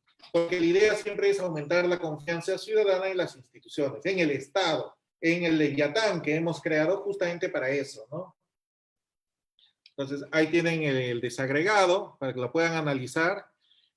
Y es la misma definición, ordenada de otra forma nuevamente para resaltar distintos aspectos, ¿no? Distintos aspectos. El valor generado por la provisión de bienes, por la prestación de servicios, por las intervenciones, ¿no? Ahí están los tipos de intervenciones, normas, regulaciones, prohibiciones, procedimientos, ¿no? Que tienen la cualidad de dar respuestas de calidad a un problema concreto, ¿no? O sea, como decía Pocho cuando yo era niño, lo que le gusta a la gente, ¿no? Hay que garantizar de hacer demandas, mantener la seguridad, prestar servicios de calidad, eficiencia, equitativo, aumentar la confianza ciudadana, ¿no? Y generando siempre bienestar. Bueno, hasta aquí, por favor, es la primera parte y nos ha tomado casi una hora. Les pediría, por favor, si tienen preguntas, Gabriela, si me estás oyendo, para, por favor, centralizar las preguntas por escrito. Las personas, como le menciono, las personas que deseen hacer preguntas o algo, en la parte de participantes tienen la opción de levantar la mano y así darles la palabra. Doctor. Ya, ¿y dónde veo esa partecita? Se va, solito avisa, doctor. Las personas que levantan la mano, A sale una ver, opción donde dice manito arriba azul. Ahorita no ah, hay ninguna pregunta. ya, entonces seguimos avanzando, chicos, y si no, va a haber varias etapas más de preguntas. Si hasta ahorita no hay preguntas, si todavía están tímidos, continuamos hablando después. Preguntamos después. Ya, ¿cómo pongo? ¿Está viéndose la lámina? Sí, doctor, sí se está viendo las diapositivas. Ya apagamos el audio, el video, ¿cómo hacemos? Si Porque el usted desea, video, puede continuar con los dos, si no, doctor, a la vez. es que me dicen que a veces jala un poco más la línea y Sí, como te digo, jala un poco más la línea cuando es con sí, video. con video. A ver si está. ¿Le desactivo el video, doctor? Sí, por favor, te pido para Ahora lo avanzar, hago. porque siendo las 6 de la tarde, acá en San Isidro se complica un poco el tráfico de internet. Ya Sí, está. ya está sin video, doctor. Ya, muchísimas gracias. A usted. A ver, habíamos visto en un primer momento, ¿no? Distintos conceptos como políticas públicas, valor público, problema público, el nacimiento del Estado, ¿para qué el Estado? Ahora vamos a seguir trabajando, explicando algunos conceptos más, ya aterrizando al Estado peruano, ¿no? Somos un estado de bienestar. ¿Cuáles son nuestras brechas por cubrir? ¿Cómo debemos de trabajar las políticas públicas, la cadena de valor, la articulación? Y un tema importante, ética, integridad y otros momentos que vamos a ver a continuación. A ver, miren, los derechos humanos, los distintos tratados y convenios de derechos humanos nos dan un marco de referencia, ¿no? Que es válido independiente del contexto social, económico, cultural en el que te encuentres, seas chino, americano, ruso, peruano, los derechos humanos son para todos. Los tratados internacionales han sido suscritos casi por todos los países y garantizan a todas las personas ciertos estándares. Eso es lo importante. La Unión Europea, la OSD, ¿no? Al cual el Perú está tratando de entrar, como lo hizo Colombia, Chile, ¿no? Porque supone cierto estándar de nivel de vida y también cierto estándar de cumplimiento, hizo una evaluación, ¿no? Basándose en 11 temas. A los ciudadanos de los distintos países les preguntó qué era importante para ellos, ¿no? ¿Qué contribuía a su bienestar? La gente decía que sí, tener un compromiso cívico, vivir en comunidad era importante, los ingresos, el empleo era importante, la vivienda un poquito más importante, la seguridad tal vez más, el medio ambiente también, etc. Pero lo más importante para los integrantes de la Unión Europea era la educación, la salud y la satisfacción ante la vida, ¿no? Que está resaltado en el extremo derecho. Eso era más importante que incluso que el mismo empleo, que los ingresos que podían obtener. La educación, la salud, la satisfacción a la vida. Esto fue hecho antes, indudablemente antes de la pandemia, ¿no? Ahora sabemos, oye, la salud es importante. Hay gente que puede tener mucha plata, igual se ha muerto, ¿no? Por la pandemia. Hay gente que no tiene plata y goza de buena salud, qué bien. O sea, entonces, ¿y cómo está? Sabemos que la educación japonesa es muy buena, ¿no? Que los alemanes tienen un gran sistema de calidad, que los canadienses tienen ya varios años seguidos como el país con mejor con mejor calidad de vida, nivel de vida, ¿no? ¿Cómo estamos los peruanos al respecto? En el Perú, como en algunos países de Europa, vemos que hay, ¿no? Ciertas brechas, ciertas diferencias. El hombre gana más que la mujer haciendo el mismo trabajo. Ahí está graficado, ¿no? El hombre tiene una bolsa mucho más grande de dinero y hasta un banquito para facilitarle que lo pueda recoger, mientras que la mujer lo tiene mucho más difícil, ¿no? Gana menos y lo tiene más difícil. Y claro, si pensamos que las mujeres básicamente en nuestro país, que es machista, se dedican al limpiado, a la atención, al cuidado de la casa y de los hijos, no es poco, ¿no? Felizmente yo soy soltero y yo hago mis cosas en la casa, lavo, plancho, me cocino, o sea, puedo criticar a mis colegas de género, ya. Pero también en el tema educativo, ¿no? Si nos comparamos con Japón, estamos pues a años luz, ¿no? Nuestros profesores no necesariamente tienen una computadora y mucho más seguro que si los profesores que trabajan para el Estado y tienen un sueldo seguro, los niños, los hijos, ¿no? Los educandos, es más difícil que tengan una computadora porque muchas veces son varios niños, ¿no? Los papás no necesariamente tienen un trabajo remunerado, asegurado cada fin de mes, etcétera, etcétera. Y esto se ha visto, ¿no? Desgraciadamente, y con el tema de la pandemia. Hay un programa televisivo, ¿sí? Y la televisión llega hasta donde están los niños tienen radio o televisión para escuchar, para seguir, no. Entonces, ahí también vemos una brecha. Este es un ejemplo que lo puse en una exposición anterior, pero me parece muy importante. Ahora, sobre todo, mantiene enorme vigencia. Es información de enero del 2020, de este año, brindada por el mismo Ministerio de Salud. Ahí está el link para que puedan acceder. Están todos los departamentos, ¿no? Y habla sobre los establecimientos de salud para el primer nivel de atención. Son más de 8.723 establecimientos de salud en enero del 2020. 412 de ellos están en Ayacucho, o sea, el 4.72% de todos los establecimientos del Perú están en Ayacucho, lo cual es un buen promedio si se dan cuenta, porque considerando que somos 24 departamentos, 25 gobiernos regionales, no, 25 por 4, o sea, sí, más o menos está por ahí, Ayacucho está más o menos con un nivel establecimientos de salud a un nivel decente. ¿Está? La preocupación viene después.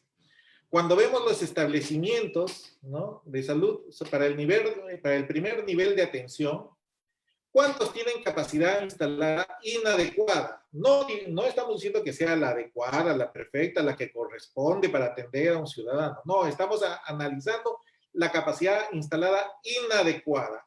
El promedio nacional es que 78 de cada 100, ¿no?, establecimientos de salud tienen una capacidad instalada inadecuada.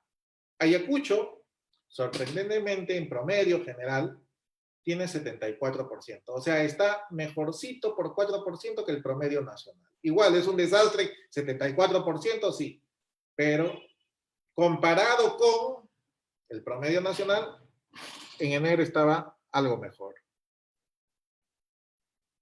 Cuando analizamos los hospitales con capacidad instalada inadecuada, vemos que casi la mitad de los hospitales del Perú tenían capacidad inadecuada, 49% capacidad adecuada.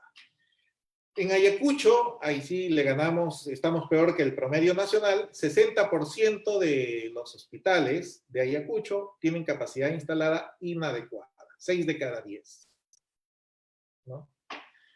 Y este ejemplo, que podría ser un poco más dramático, ¿no?, el porcentaje de establecimientos de salud, primer nivel de atención con capacidad instalada inadecuada, ¿no?, por departamento, provincia y distrito. Hemos tomado el caso de Huamanga, ¿no?, los distritos de Acos Vinchos y Pacaycasa.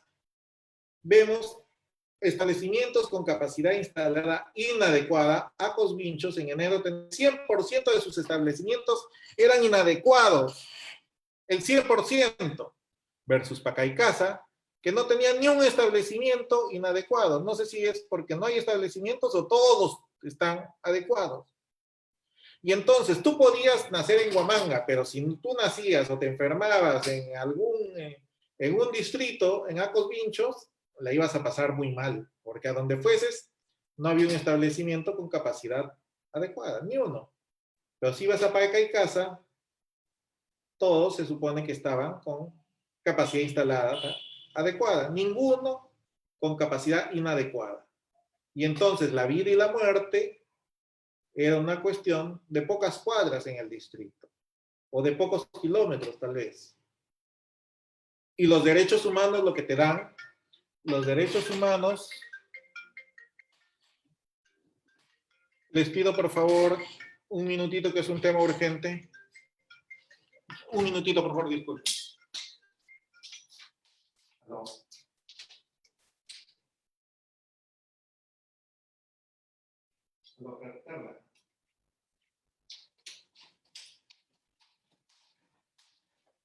Ya. Disculpen, tenía que colgar ya.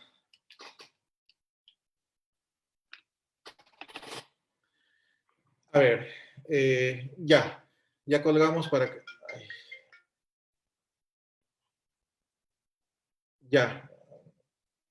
Ya bajamos el volumen también para que no vuelva a llamar. Disculpen, por favor. Entonces, el tema estadístico nos dice que hay muchas brechas en el sector salud. Y habíamos visto, ¿no?, el cuadrito, el cuadrito de la niña y lo que le corresponde hacer para estar igual que el niño, ¿no?, para gozar de agua, luz, desagüe, vivienda, educación. En este caso es el tema de salud. Y esto es importante porque el artículo 44 de la Constitución nos dice, son deberes primordiales del Estado defender la soberanía nacional, pero sobre todo garantizar la plena vigencia de los derechos humanos, proteger a la población, ¿no?, de amenazas contra su seguridad, promover el bienestar general que se fundamenta en la justicia y el desarrollo integral y equilibrado de la nación. Entonces, cerrar las brechas es un deber primordial del Estado, sobre todo si la persona es el fin supremo de la sociedad y del Estado, sobre todo si los convenios internacionales, nacionales, internacionales, nos dan ciertos estándares de derechos humanos, ¿no?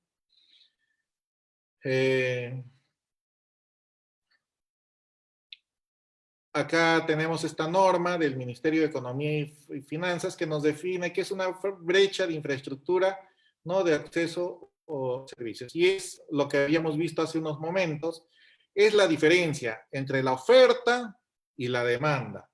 La oferta de la infraestructura, ¿no? O el acceso a los servicios, que es la oferta disponible de infraestructura y servicios, y la demanda, lo que la gente necesita, lo que la sociedad exige a una fecha determinada, ¿no? Esta diferencia se puede dar por la cantidad o la cantidad de estos bienes y servicios que el Estado debe prestar. La idea es cerrar brechas de infraestructura y de acceso a los servicios. Toda la labor de la gestión pública, ¿no? Debe de orientarse a eso, a cerrar brechas. Todo. Y así se ha ido organizando y se está organizando el Estado poco a poco. Nuevamente el cuadrito que ya hemos visto, qué hacer, cómo hacerlo. El qué hacer debe estar orientado y el cómo hacerlo a cerrar brechas. Para estos 25 gobiernos regionales, gobiernos locales, ¿no? Organizaciones para acabar con la pobreza. Toda esta complejidad debe orientarse a cerrar brechas. Ese debe ser nuestro norte. ¿Qué hacer? Nos lo dicen las políticas públicas. ¿Cómo hacerlo? La gestión pública, ¿no? Aquí otro gráfico, ¿no? El qué hacer, el nivel estratégico, ¿no? Los líderes, nuestras autoridades, nuestras máximas autoridades, con nuestros representantes de la sociedad civil, de la sociedad organizada, ¿no? Líderes religiosos, líderes políticos, líderes sociales, deben de ponerse de acuerdo en el qué hacer. Y el Estado, la Secretaría de Gestión Pública, ¿no? Busca normar, regular, reglamentar, dirigir el cómo hacerlo, ¿no? Nivel táctico, estratégico, nivel táctico, operacional. Pero las políticas públicas informan a todo el Estado, seas poder ejecutivo, legislativo, judicial, organismo constitucional autónomo, gobierno regional, gobierno local, todos tenemos que seguir porque ese es el sentido de las políticas públicas. Es básicamente el mismo gráfico, pero si bien el qué hacer nos dice, bajando a cómo hacerlo, cuando trabajamos, ¿no? Acá está la escala, la cadena de valor, el insumo, el proceso, el producto, el resultado del impacto, de estos van en sentido contrario, es decir, apuntan al qué hacer. Cuando se logra un resultado, cuando se logra un impacto, básicamente cuando se logra el impacto, debemos de estar logrando el cumplimiento de la política pública. Los insumos, el proceso, el producto está relacionado con la gestión pública, ¿no? Por eso está de un color. ¿Cómo hacerlo? Gestión pública, de color rojito. Nos preocupamos por el insumo, el proceso, el producto. ¿Qué hacer? Por los resultados y el impacto, ¿no? Hacia arriba. Entonces ahí está, espero que se visualice bien. Entonces, de arriba hacia abajo, ¿qué hacer y cómo hacerlo? Pero cuando empezamos a hacerlo, debemos de aspirar a ir hacia arriba, ¿no? Empezamos por los insumos, procesos, terminamos en el impacto. Y el impacto debe, ¿qué? Solucionar los problemas públicos, dar respuesta atendiendo a las políticas públicas. Este es otro cuadrito, ahí tienen la fuente, ¿no? De la cadena de valor público de Aníbal Jorge Sotelo Maciel. Acá hay infinidad de instituciones con un montón de procesos, con un montón de cadenas de valor, donde hay un montón de recursos que terminan en productos.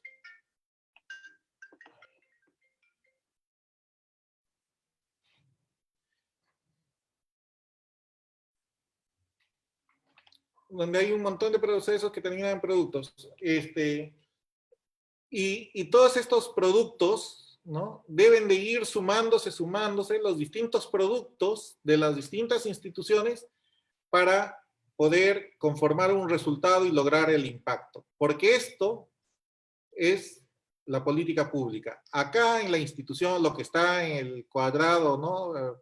Repuntado, es la gestión pública, donde están todos los distintos procesos, pues, ¿no? Los insumos, los procesos, los productos. Y los productos deben de conllevar, ¿no?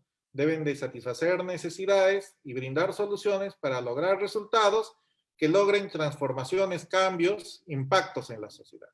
Y acá en este círculo es donde está, ¿no?, la política pública. Con los resultados y los impactos debemos de estar respondiendo a la política pública. Este es un gráfico que visualiza así. Todas las instituciones, toda esa complejidad que hemos visto de 25 gobiernos regionales, de 196 organizaciones políticas, de 196 gobiernos locales, de 2000 instituciones públicas, todo esto debe de orientarse a productos que vayan a dar resultados y que logren impactos en las políticas públicas. Es así. Y cuando por eso les decía que todos los peruanos debemos de trabajar con un solo hombro, donde estemos, desde nuestras funciones, ¿no?, para lograr resultados o impactos. Y esto supone articular políticas públicas, ¿no?, políticas públicas de Estado, nacionales, sectoriales, articular todas las políticas con los recursos, con las capacidades institucionales, en todos los niveles de gobierno, nacional, local, regional, ¿no?, en todos los sectores, educación, justicia, salud,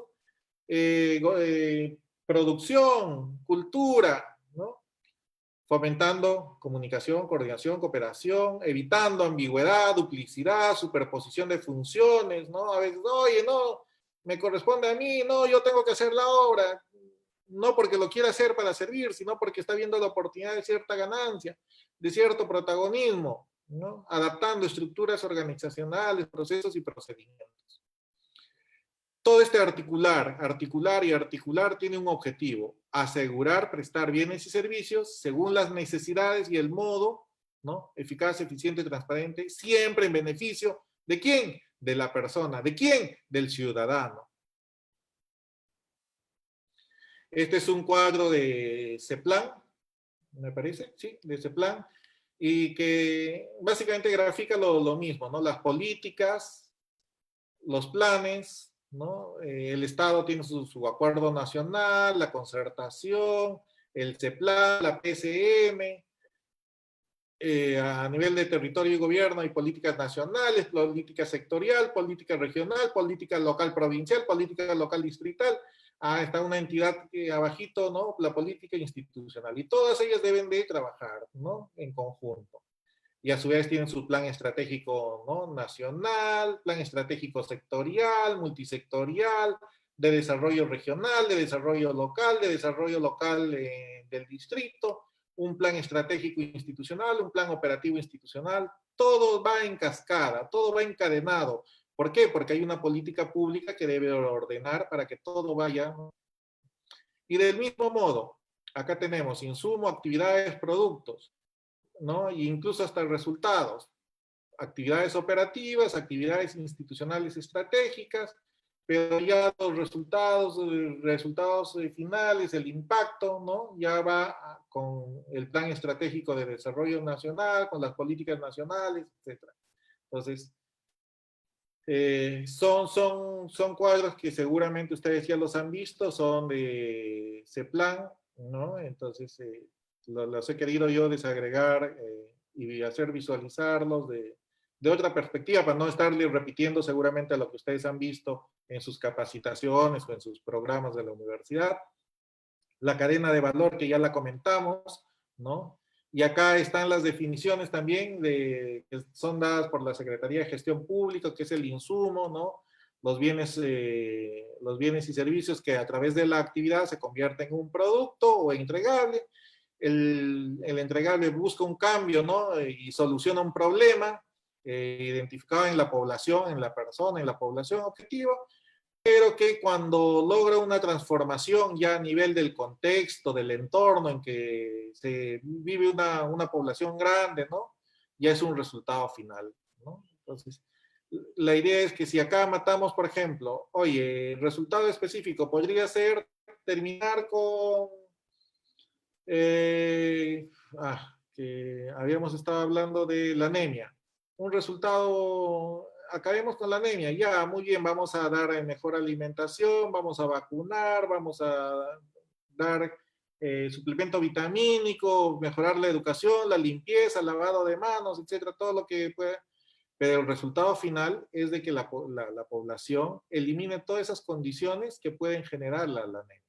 Mientras acá estamos solucionando, tenemos 0.1% de niños con anemia, ya, acá estamos diciendo, acá ya todos los niños tienen buena alimentación, todos los niños tienen buenos hábitos de higiene, todos los niños tienen una alimentación adecuada porque sus papás tienen trabajo, ¿no? Adecuado y tienen criterios de alimentación propios de, etc.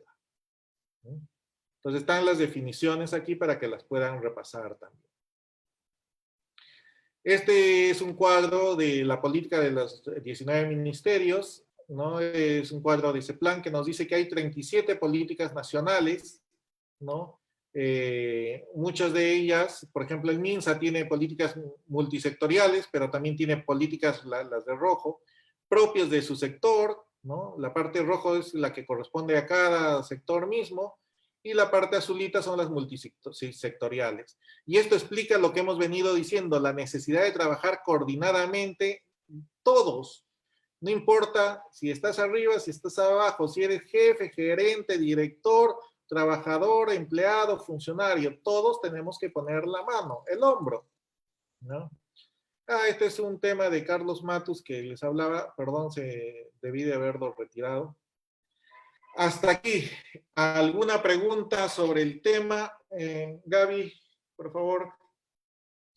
Si hay alguna pregunta, hemos corrido un poquito esta vez, pero espero que quede claro.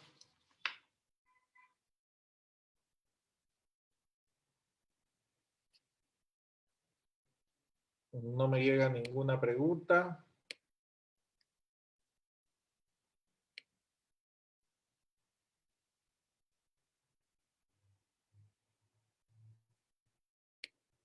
¿Todo bien? Entonces, ¿podemos seguir?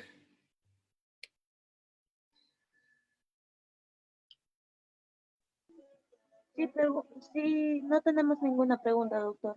Ya, perfecto. Gracias, Gaby. Gabriela, perdón, Gabriela. En este momento vamos a hablar de otra etapa del proceso de modernización del Estado, ¿no? Hoy el Estado, ya hemos visto que hay brechas, hemos visto que estamos en un estado de bienestar y hay brechas, que las políticas públicas y los documentos normativos nos dicen que debemos de orientarnos a cerrar las brechas, debemos dedicarnos a la persona porque los convenios, documentos internacionales y nacionales van en ese sentido, ¿no? Entonces, ahora vamos a ir al proceso de modernización del Estado.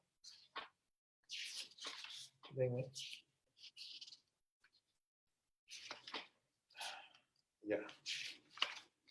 Yo quiero, por favor, quiero que visualicen la lámina y podrán ver que en el año 2002, hace 18 años, se dio la Ley Marco de Modernización de la Gestión Pública Peruana. Ley Marco de Modernización, año 2002. Se dio la Ley Marco, pero recién en el 2013, 11 años después, ¿no?, se dio el decreto supremo que da la Política Nacional de Modernización, donde se establecieron ciertos criterios operativos. Pero para mí lo importante es en el año 2018, donde se da el reglamento de políticas nacionales, ¿no?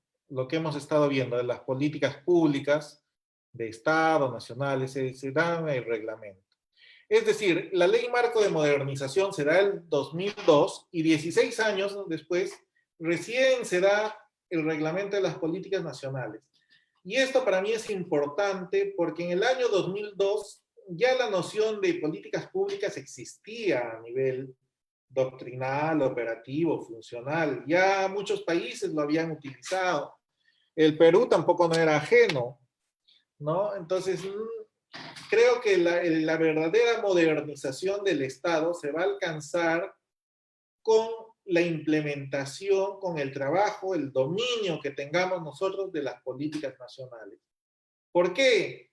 Porque las políticas nacionales comprenden la gestión pública, porque las políticas nacionales nos dicen el qué hacer.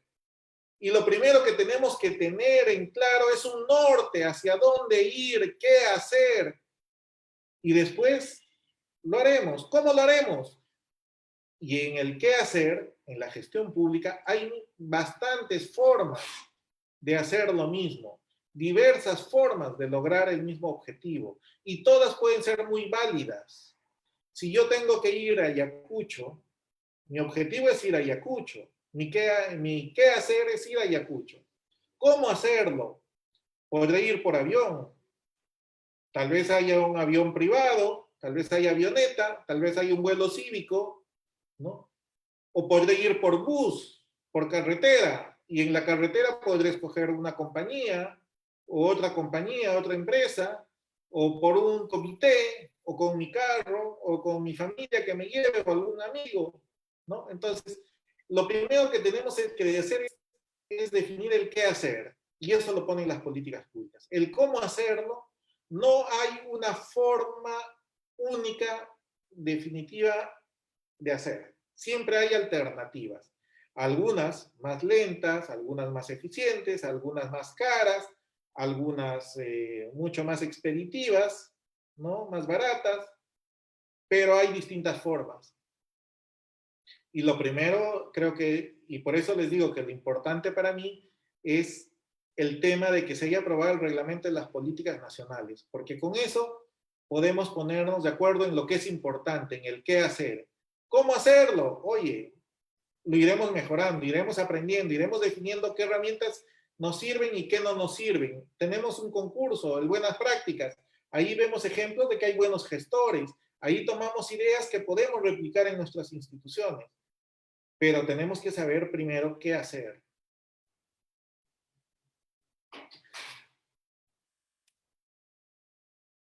Hace muchos años, en 1989, se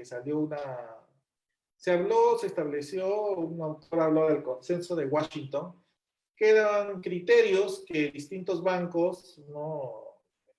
El gobierno de Estados Unidos, la Reserva Federal de Estados Unidos, el Banco Mundial, el BID, varias instituciones de mucho prestigio, recomendaban para lograr la estabilidad macroeconómica de varios países que estaban en crisis. El consenso de Washington, ¿no? Y es que muchos estados como el nuestro habían crecido con la idea de servir, vamos a servir a la gente, tenemos que atender, habían crecido,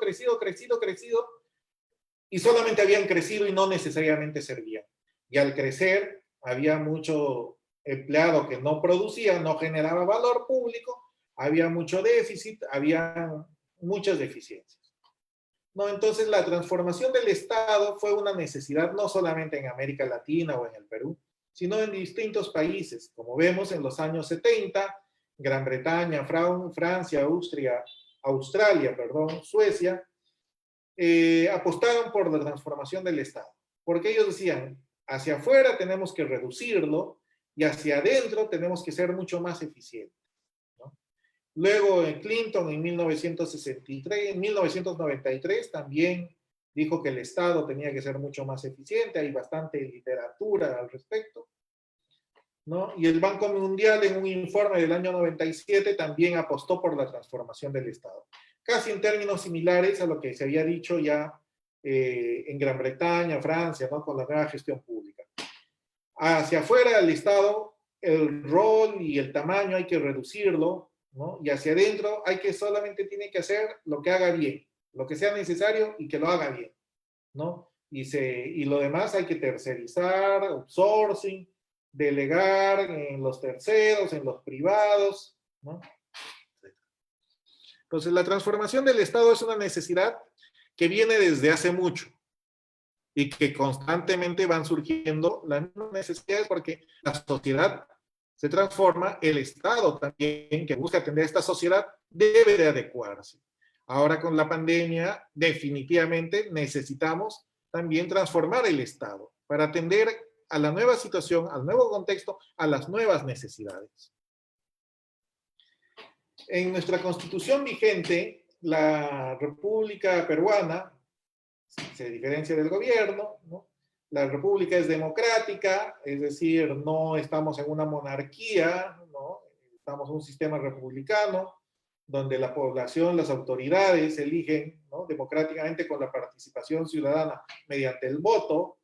La república es democrática social, es decir, que hay una importancia, una repercusión, una preocupación por el aspecto social, por la persona, por la familia, por el trabajador, ¿no? Y la república también es independiente y soberana, es decir, dentro de nuestras fronteras, nosotros lavamos nuestros trapitos sucios dentro de nuestras fronteras. No necesitamos que ninguna potencia, ni militar, ni económica, ni financiera, ni de ningún tipo, ni siquiera religiosa, venga y nos diga qué tenemos que hacer o cómo tenemos que hacer. Nosotros somos autónomos, ¿no? El gobierno, por cierto, es unitario, ¿no? El gobierno, todo el gobierno, no solamente el nacional, sino en general, todo el gobierno es unitario porque responde a una sola constitución y básicamente todos nos regimos por las mismas leyes, ¿no? Es descentralizado porque tenemos gobierno nacional, gobierno regional, gobierno provincial, local distrital.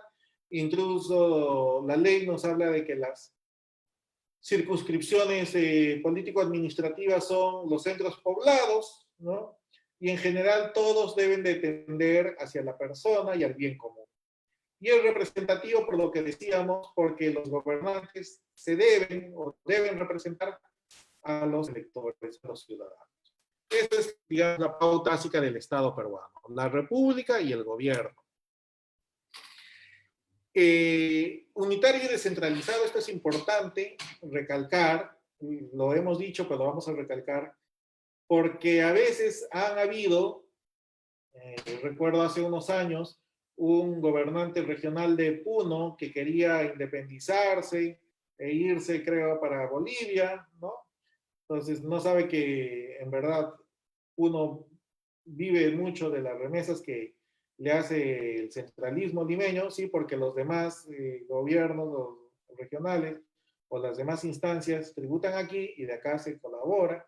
Entonces, no hay gobierno federal, no hay autonomías, el gobierno regional no puede hacer sus leyes, tiene que someterse, ¿no?, a los lineamientos que se dan a nivel nacional. ¿Tienen sus propias funciones? Sí. ¿Hay funciones propias? Sí, tienen sus funciones propias. ¿Hay delegadas? También. ¿Hay funciones compartidas entre el gobierno nacional y el regional? También, ¿no?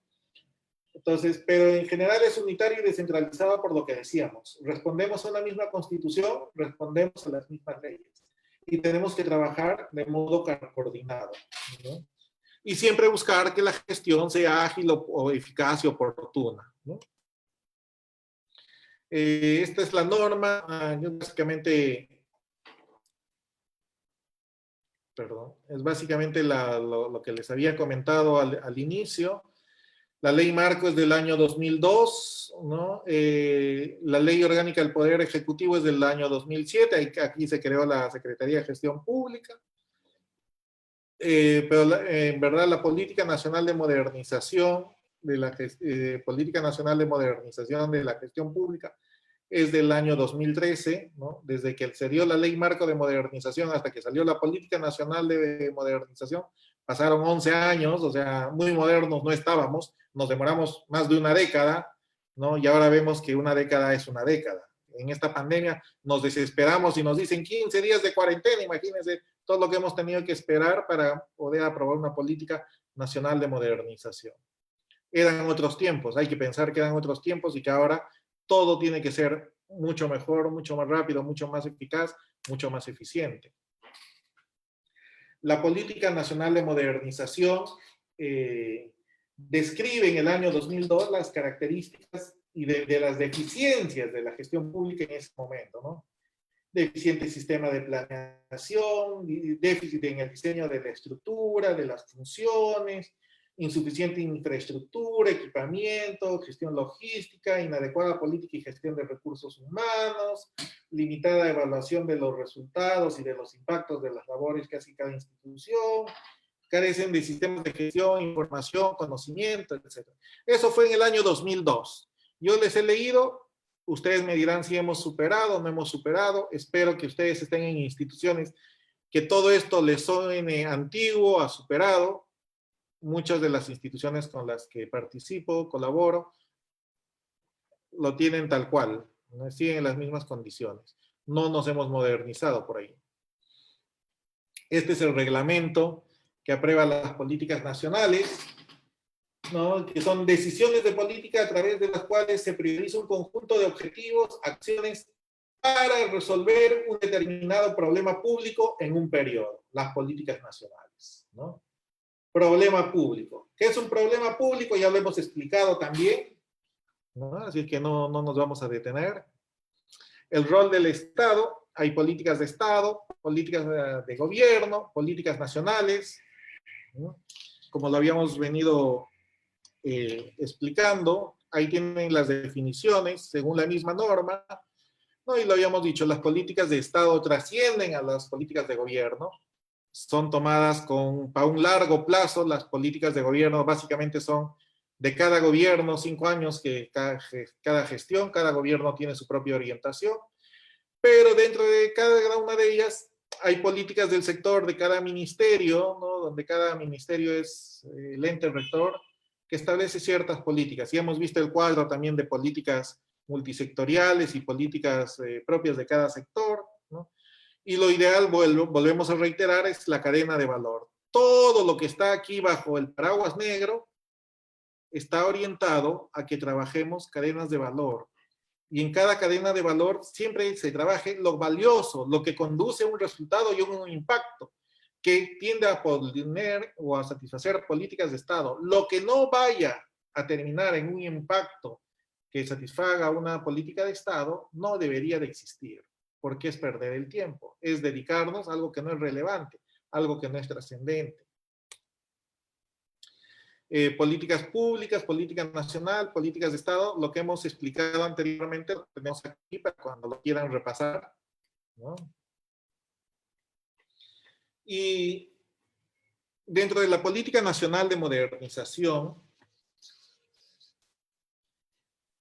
dentro de la organización del Estado, las funciones de la gestión pública, etcétera, nos habla de que el Estado, la política nacional de modernización nos habla de un Estado eficiente, unitario y descentralizado, inclusivo, abierto, orientado al ciudadano. Al otro lado están los principios orientadores, ¿no? De la política de modernización, que los vamos a explicar después. Ahorita vamos a explicar primero la parte que está resaltada en amarillo. Un Estado eficiente es aquel que, no solamente lo dicen los autores, lo dicen las distintas normas que hemos enumerado al inicio. Ustedes pueden leer todas ellas y sacar más o menos este resumen que acá les pongo a su disposición, ¿no? El Estado debe hacer uso racional de los recursos, ¿no? El Estado dispone, asigna y ejecuta los recursos materiales, económicos. Pero todo uso de los recursos no hay que dilapidarlos, tiene que ser un orden racional. ¿Cómo es racional? Usando la razón. ¿Para qué? Para satisfacer necesidades legítimas, necesidades ciudadanas. La idea de un uso racional también es proveerlos a menor costo, no gastar en lo que sea suntuoso, caro innecesariamente, no pagar 150,000 soles por consultorías de canto, por ejemplo, ¿no? Atender estándares de calidad adecuada, de cantidad óptima, buscando siempre maximizar el bienestar, ¿no? Y los gobiernos autónomos, los gobiernos locales, regionales, siempre dentro del ámbito de su competencia, pero respetando las políticas nacionales, las políticas públicas, ¿no? Un gobierno eficiente, la eficiencia puede medirse en el insumo y en el proceso, que es la etapa primera, ¿no? Donde trabajan básicamente las instituciones, pero lo que en verdad es relevante, más que en el insumo y el proceso, es el producto, el resultado y el impacto. O sea, que tú ahorres en los insumos, que hagas una compra de algo más barato y siendo que lo barato sale caro, ¿no? Y como es un insumo barato, el proceso te va a demorar o te va a dar un producto deficiente, es una pérdida de tiempo, es un desperdicio.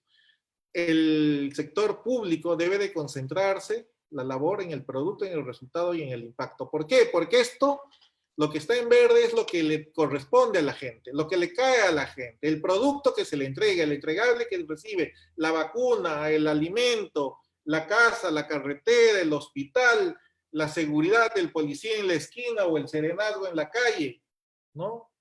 Entonces, esto es el producto y los resultados y el impacto que soluciona. Entonces, no siempre hacer ahorros innecesarios es signo de eficiencia. A veces, y hay que decirlo, es bueno invertir en algo caro, pero que valga la pena, que sea mucho mejor, porque eso va a repercutir en el producto, en el resultado y en el impacto. Lo digo eso porque he visto a muchos amigos, ¿no?, que se encargan de logística, compras y adquisiciones, que a veces siempre apuestan por el precio más bajo, y el precio más bajo no siempre es el mejor, ¿no? Unitario y descentralizado, lo hemos vuelto a repetir, el gobierno nacional debe fortalecer los temas macro, estratégicos, los planeamientos, las políticas, los seguimientos. Hay que descentralizar en los gobiernos locales, regionales, ¿no?, según sus recursos, funciones, capacidades, ¿no? Eso es importantísimo. ¿Por qué? Porque los gobiernos regionales, los gobiernos locales están más cerca de la gente, saben mejor, conocen mejor sus necesidades, pueden atender más prontamente sus necesidades y deben de no solamente informar mejor, sino también atender mejor. Hay que ser inclusivo, ¿no? No te importe el color de la piel, el credo religioso, la opción política, todos somos seres humanos, todos somos ciudadanos peruanos, todos tenemos igualdad de oportunidades, la gente tiene derecho a distintas opciones de vida. ¿Te gusta el hombre? A buena hora. ¿Te gusta la mujer? A buena hora. ¿Te gustan los dos? Chévere. ¿Te gustan altos, blancos, negros, chinos, rojos, verdes, marcianos? A buena hora. Dios te lo bendiga. Cada uno en el proceso, en las opciones de vida, tiene libertad. La Constitución lo reconoce. No somos quien para cuestionar, criticar, prejuzgar o limitar el acceso a las oportunidades por eso. Productos, tenemos bienes, servicios de calidad, ¿no?, que deben satisfacer necesidades y cerrar brechas existentes. Como siempre dijimos, sin ningún tipo de discriminación, ¿no?, en la igualdad de oportunidades.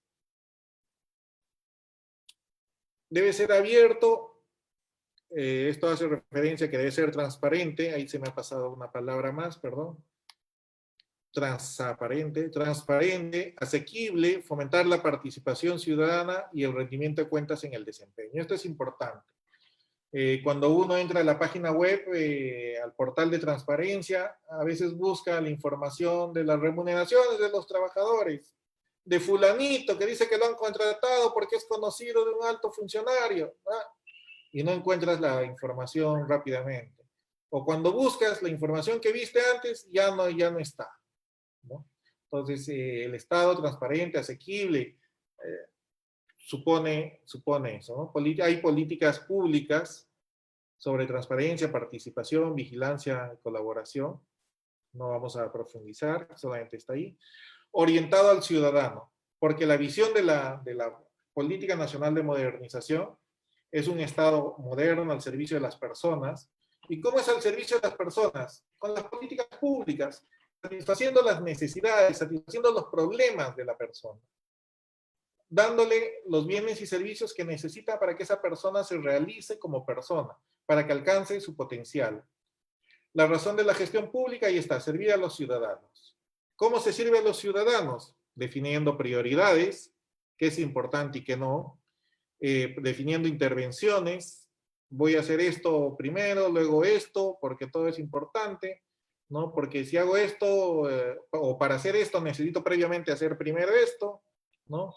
Establecer procesos de gestión y funciones pensando en la persona. Hay instituciones que se gastan mucha plata. ¡Ay, guía de la institución! Vamos a hacer una fiesta, un tono, ya, 200,000 soles para un tono. Gran comilona, ya. Vamos a regalar a todos los trabajadores que vayan un super show, ¿no?, con comida y bebida gratis, que lo pone la institución. No estamos pensando en la persona, estamos pensando en la institución, estamos pensando en nosotros, que somos los servidores públicos, en servirnos, en sacar provecho.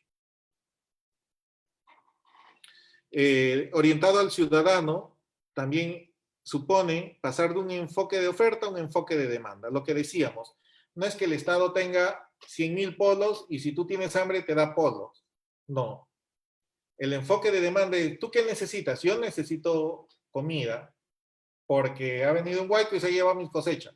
Se le apoya con comida. ¿Tú qué necesitas? Yo necesito semillas. Se le apoya con semillas. ¿Tú qué necesitas? Se ha llevado mi casa, no tengo ropa. A ti sí te doy los polos. Entonces, no es que el Estado dé lo que tiene, dé lo que le sobra. Ese es un enfoque de oferta. Eso ya se superó. Ahora es un enfoque de demanda, satisfaciendo lo que la ciudadanía reclama, lo que es valioso y necesario para la ciudadanía, ¿no? Satisfaciendo sus necesidades. Eso es agregar valor público, porque soluciona sus problemas. Oye, pero este polo le puede servir, tal vez no, pero lo cierto es que no satisface su necesidad. ¿Preguntas hasta aquí?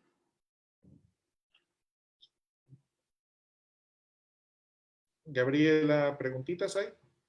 No, doctores, no hay ninguna manita levantada. Uy, no sé si estoy siendo demasiado claro o la gente no me entiende, me preocupa. A ver, dame un minutito para descansar la garganta, por favor.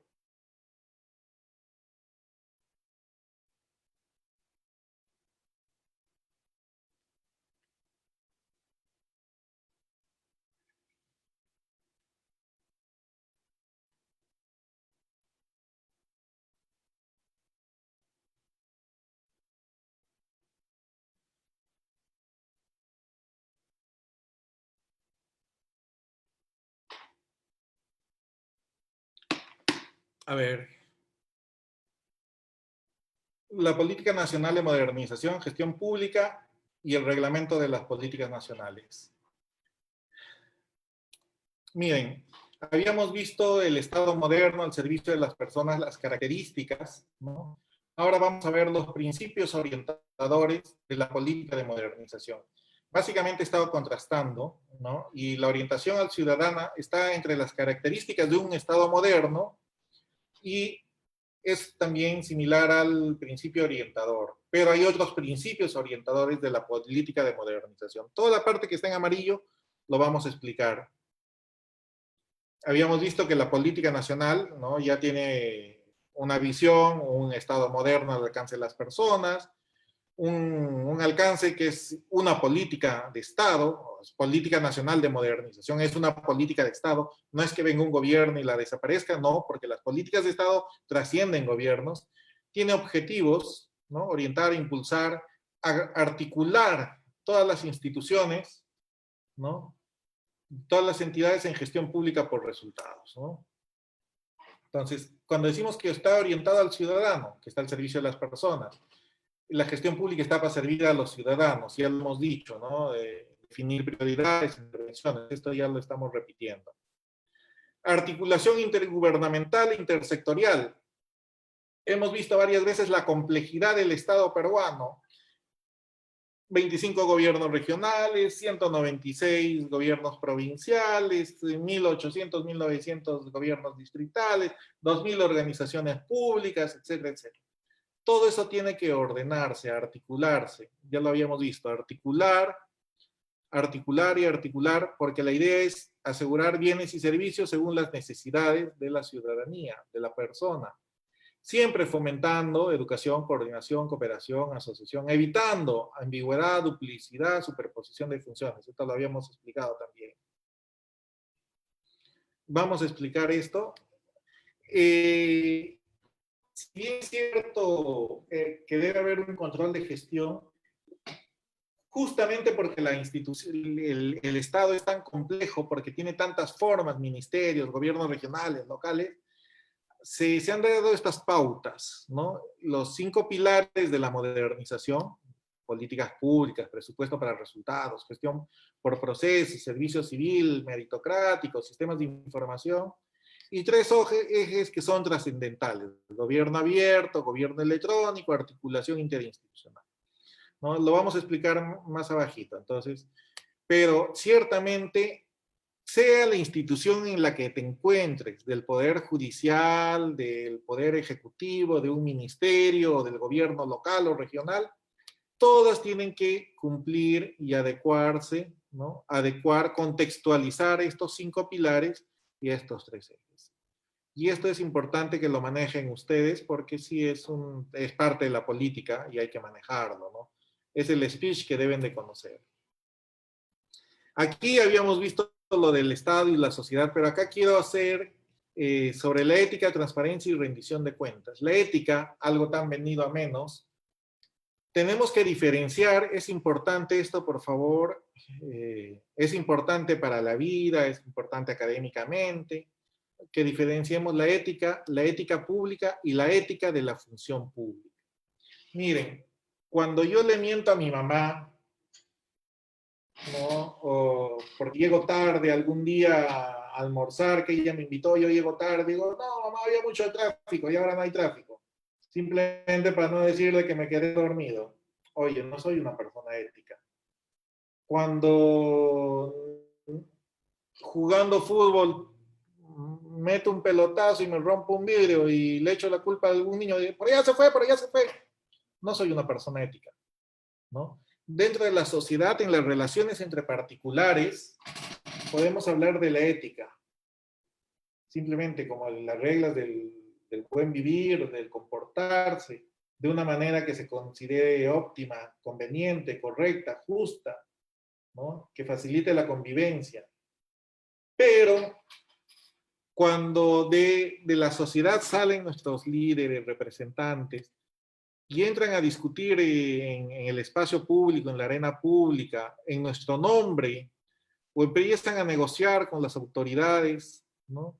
O empiezan a negociar con otros representantes de la sociedad. Estamos en el espacio público. Y acá está una ética pública. Cuando de pronto encontramos que una institución nos dice, ¿saben qué? Nosotros nos dedicamos a apoyar a los ancianos, a los viejitos, y te parece bien, no, nosotros tenemos es una obra solidaria, o toman el nombre de la iglesia o de alguna de las iglesias, evangélica, cristiana, católica, ¿no? Y luego los ves que están comiendo, bebiendo, chupando y no están haciendo lo que dicen que iban a hacer, ¿no? Ahí estamos faltando a la ética pública. Cuando un candidato no está preparado para un cargo gerencial en el gobierno local, en el gobierno regional, pero es hablador, pues, es hablador y le gusta hablar y le gusta que la gente le oiga, ¿no? Pero no está preparado y se manda y miente, engaña, ofrece lo que no tiene, dice que va a hacer esto sabiendo que no lo, ni sabe cómo lo va a hacer y sabe que no lo va a hacer, está faltando a la ética pública. La ética de la función pública es exclusiva para los funcionarios que trabajan para el Estado. Si tú estás contratado o tienes algún sistema de contratación, ¿no? O un ingreso, una remuneración por el Estado e incumples las normas, estás incumpliendo o estás afectando la ética de la función pública. Entonces, hay una ética pública que se da dentro de la esfera del espacio público, ¿no? Y hay una ética de la función pública que es exclusiva para los funcionarios que trabajan en el sector público. Entonces, es importante diferenciar esos espacios éticos. Puede ser una mala persona, un buen funcionario público, alguien que está acá, que es mentiroso, que es pegalón, que a su mujer y a sus hijos, que tiene una serie de defectos y pocas virtudes, puede ser un buen funcionario del Estado, puede cumplir con la ética de la función pública. Hay posiciones encontradas y hay quienes dicen que sí, pero eso lo veremos en una siguiente charla que estamos coordinando para un futuro, en una futura clase, donde justamente quiero desarrollar esos temas, esos dilemas, para tener herramientas, ¿no? Que pensar o evaluar, decidir antes de cualquier decisión o cualquier decisión o tentación que se nos presente en el camino. Bueno, tenemos la ética de la función pública, tenemos la ley 27.815, y están los principios, deberes y prohibiciones, seguramente ustedes lo manejan, no les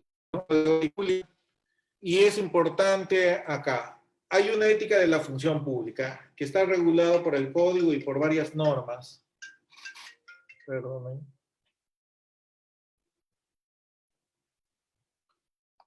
Pero ahora hay un concepto que está vigente, la integridad pública. Les había comentado de que muchos de nosotros, o de que el Estado peruano quiere integrarse la OCDE, a este organismo de cooperación de desarrollo económico de la Unión Europea, ¿no? Y allí tienen ciertos estándares, y uno de los estándares es la integridad pública. Y no solamente comprende la ética, la integridad pública es mucho más. La definición de la integridad pública es esa: uso adecuado de fondos, recursos, activos y atribuciones en el sector público para los objetivos oficiales para los que se destinaron. O sea, tú eres una persona íntegra mientras le des un uso adecuado de fondos, no a los fondos, a los recursos, a los activos, a las atribuciones, o sea, las funciones que tienes en el sector público para los objetivos oficiales para los que se destinaron. Si te dan un vehículo para asistir a las personas, para ayudar en el reparto de alimentos, y con eso vas y dejas a tu hijo en su colegio, luego a tu mujer en el trabajo, y luego te vas a pasear antes de irte a trabajar, no es un uso adecuado de los activos o de los recursos, ¿no? No estás faltando a la integridad.